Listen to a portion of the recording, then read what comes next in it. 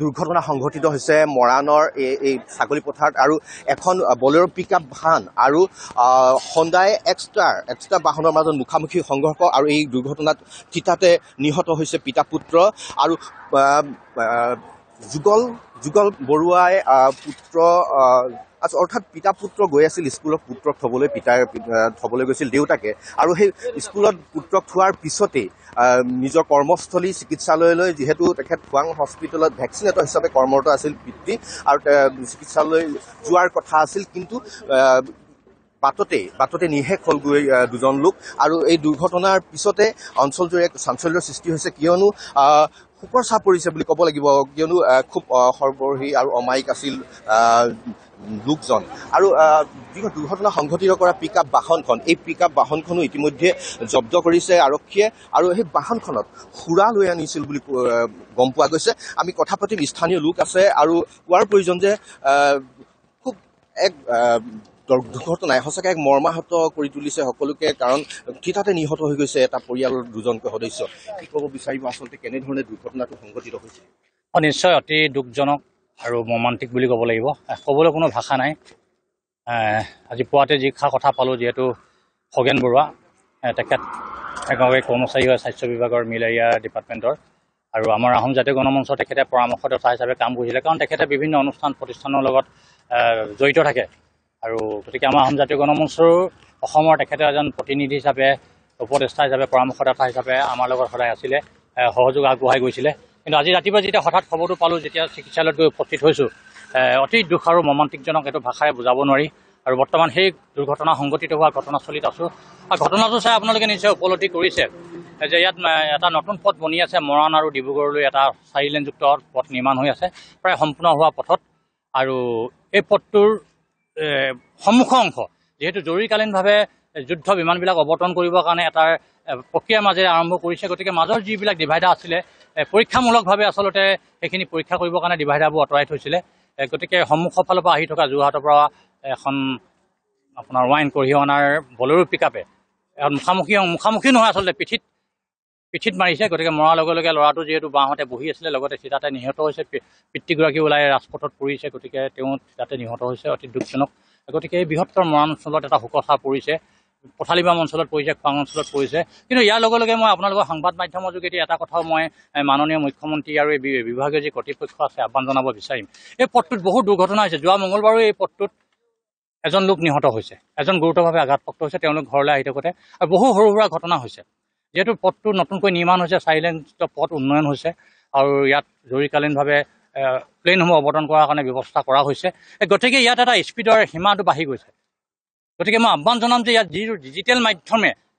যি 60% ওপৰত যে স্পীড যাব নোৱাৰে যি ডিজিটেল প্ৰক্ৰিয়া আছে প্ৰক্ৰিয়াটো ইয়াত স্থাপন কৰিবৰ কাৰণে বিভিন্ন জেগাত আপোনালোকৰ সংবাদ মাধ্যমে অনুৰোধ জনাইছোঁ তেতিয়া এই ঘটনাবিলাক ৰোধ হ'ব বুলি মই অনুভৱ কৰিছোঁ নহ'লে কিন্তু এনেকুৱা ধৰণৰ দুৰ্ঘটনা যোৱা মঙলবাৰে যেনেকৈ হৈছে আজি মঙলবাৰে হৈছে বিগত সময়ত হৈছে আৰু হোৱা কিন্তু সম্ভাৱনা আছে এই স্পীডটো ইয়াত কিন্তু যিকোনো উপায় ৰোধ কৰিব লাগিব নহ'লে কিন্তু আৰু ডাঙৰ দুৰ্ঘটনা হোৱাৰ সম্ভাৱনা আছে গতিকে মই আপোনালোকৰ সংবাদ মাধ্যমৰ যোগেদি আমি আহোম জাতীয় গণমঞ্চৰ লগত এজন মৰাণবাসী হিচাপে দুখ প্ৰকাশ কৰিছোঁ আৰু এনেকুৱা মৰ্মান্তিক ঘটনা দ্বিতীয়বাৰ সংঘটিত নহওক তেওঁলোকৰ আত্মাই চিৰশান্তি লাভ কৰক যথাস্থানত স্থান পাওক আৰু পৰিয়াললৈ আমি সমবেদনা জ্ঞাপন কৰিছোঁ ধন্যবাদ জনাইছোঁ সঁচাকৈ কিলাৰ হাইৱে হৈ উঠিছে নেকি 4 লেন যুক্ত পথ কাৰণ এই পথটোতেই যি জৰুৰীকালীন অৱস্থাত এই পথছোৱাতেই জৰুৰীকালীন অৱস্থাত যি প্লেন অথবা যি ফাইটাৰ প্লেন এখন অৱতৰণ কৰাৰ যি পৰিকল্পনা কৰা হৈছে আৰু এই পথছোৱা তীব্ৰ গতিত চলাব পৰাকৈ এতিয়া মসৃণ হৈ উঠিছে পথটো সেয়ে চাগে তীব্ৰ গতিত যান বাহনবোৰ চলায় আৰু এই যি দুৰ্ঘটনাত সংঘটিত কৰা এই বাহনকেইখন চালেই অনুমান কৰিব পাৰি কেনে এক ভয়ংকৰ দুৰ্ঘটনা সংঘটিত হৈছে আৰু য'ত থিতাতে নিহত হৈছে পিতৃ খগেন বৰুৱা আৰু পুত্ৰ যুগল চন্দ্ৰ বৰুৱা আৰু স্কুললৈ অষ্টম শ্ৰেণীত অধ্যয়নৰত যি ছাত্ৰজনক পিতৃয়ে থবলৈ গৈছিল সেণ্ট জোচেফ স্কুললৈ যিহেতু সেণ্ট জোচেফ স্কুলত তেখেতে ছাত্ৰজনে অধ্যয়ন কৰে আৰু কিন্তু স্কুললৈ নাপালেগৈ বাটতে নিশেষ হৈ গ'লগৈ দুজন লোক আৰু সঁচাকৈ এক মৰ্মান্তিক ঘটনা বুলি ক'ব লাগিব আৰু এই পথেৰেই এই কেমেৰাই যদি এই পথেৰেই আহি আছিল যিজন ছাত্ৰ পিতৃ আৰু পিতাৰ পুত্ৰ আৰু এই স্থানতেই যি দুৰ্ঘটনাটো সংঘটিত হৈছিল আৰু বলেৰো পিকআপখনৰ সৈতে আৰু যিয়ে নহওক বৰ্তমান বলেৰো পিকআপখনৰ চালকজনকো আৰক্ষী আটক কৰিছে বৰ্তমান আৰক্ষী বৰ্তমান চিকিৎসাধীন হৈ আছে বুলি কৈছে আৰু সঁচাকৈয়ে এক মৰ্মান্তিক ঘটনা আৰু পুৱাই মৰাণত সংঘটিত হৈছে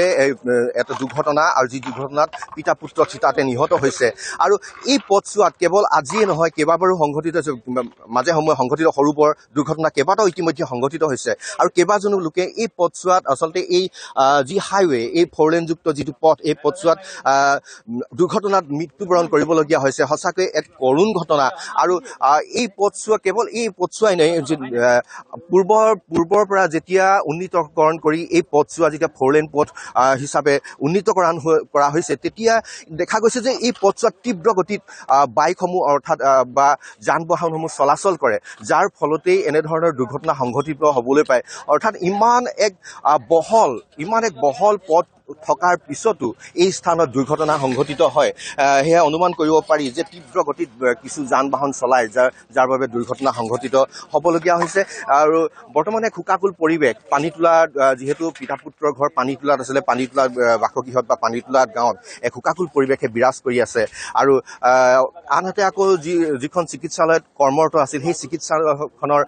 কৰ্মচাৰীসকলে শোক প্ৰকাশ কৰিছে আমিও শোক প্ৰকাশ কৰিছোঁ আৰু যিয়ে নহওক পুৱাই এক কৰুণ ঘটনা থিতাতে নিহত হ'ল পিতা পুত্ৰ আপুনি বিচৰা বাতৰি পাব কেৱল নিউজ 18 এপত নিউজ 18 এপ ডাউনলোড কৰিবলৈ স্ক্যান কৰক এই QR কোড গুগল প্লে ষ্টৰতো পাব এই নিউজ 18 এপ